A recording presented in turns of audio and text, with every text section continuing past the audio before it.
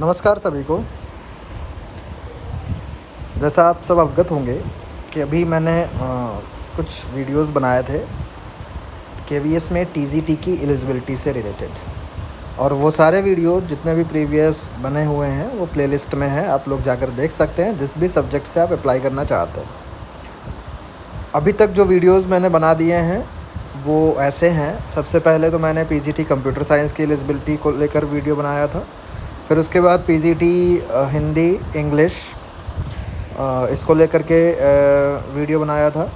फिर उसके बाद जो पीजीटी के अदर सब्जेक्ट्स जितने भी बचते हैं उनको लेकर के एक कंबाइंड वीडियो बना दिया था, जिसमें हर सब्जेक्ट की एलिजिबिलिटी को मैंने डिटेल में समझा दिया था।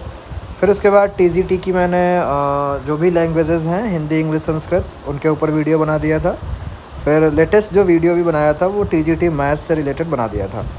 अब हम इसमें बात करेंगे टीजीटी साइंस। ऐसे कौन से लोग हैं जो टीजीटी साइंस के लिए एलिजिबल हैं केवीएस में, तो चलिए देखते हैं। ये कॉमन जो चीज़ें हैं सभी के लिए अप्लीकेबल हैं, ये तो आप लोग समझ ही गए होंगे कि फिर से मैं एक बार इनको बता दे रहा हूँ।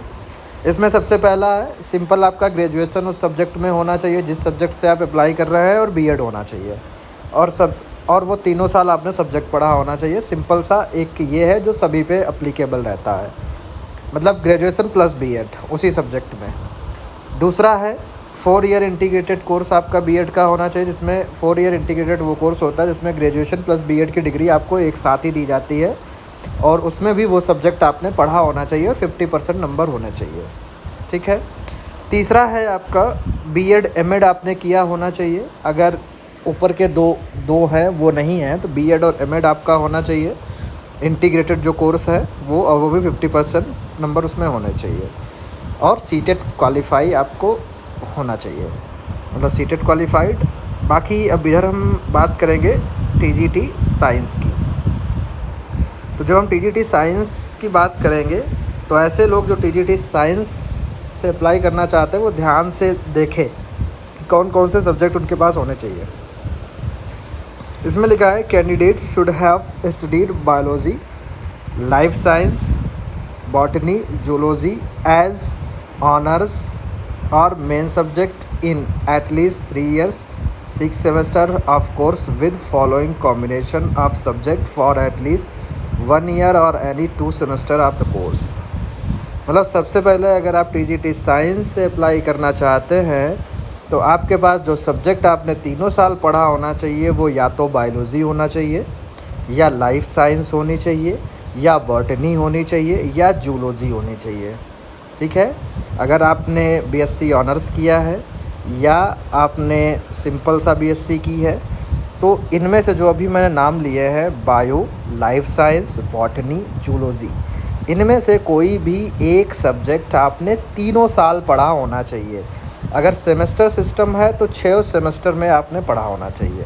तो ये हो गया पहली शर्त, मतलब पहला सब्जेक्ट। दूसरा अगर हम बात करें तो फिर कह रहे हैं कि नीचे इन्होंने कहा है with following combination of subject for at least 1 year और एनी 2 semester। इसके अलावा आपको जो है मेन सब्जेक्ट, जैसे अगर बायो, लाइफ साइंस आपने लिया है तो इसमें से केमिस्ट्री, बॉटनी, जूलॉजी, इनमें से होना चाहिए सब्जेक्ट। अगर इधर आपने बॉटनी आपका मेन सब्जेक्ट 3 साल अगर आपने पढ़ा है तो फिर आपके पास केमिस्ट्री और जूलॉजी होनी चाहिए।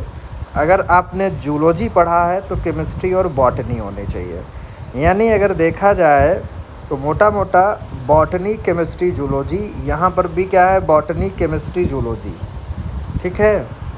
तो बॉटनी, केमिस्ट्री और जूलॉजी आपके पास होनी चाहिए, और इनमें से 3 साल आपने या तो बायो या लाइफ साइंस या बॉटनी या जूलॉजी पढ़ी होना चाहिए। बाकी ये आपने अगर 2 भी साल पढ़े हैं तो ऐसी कोई समस्या नहीं है।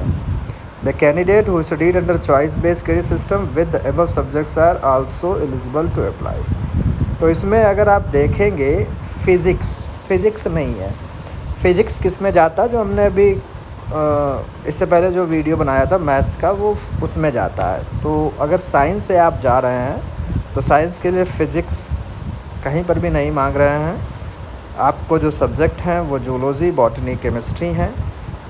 ठीक है, या फिर बायोलॉजी, लाइफ साइंस, ये सब्जेक्ट बढ़ जाते हैं। तो अगर आपने ये सब्जेक्ट पढ़े हैं, आप टीजीटी साइंस के लिए एलिजिबल हैं। ठीक है, मिलते हैं नेक्स्ट वीडियो में। नेक्स्ट जो वीडियो होगा टीजीटी सोशल स्टडीज़ पे होगा।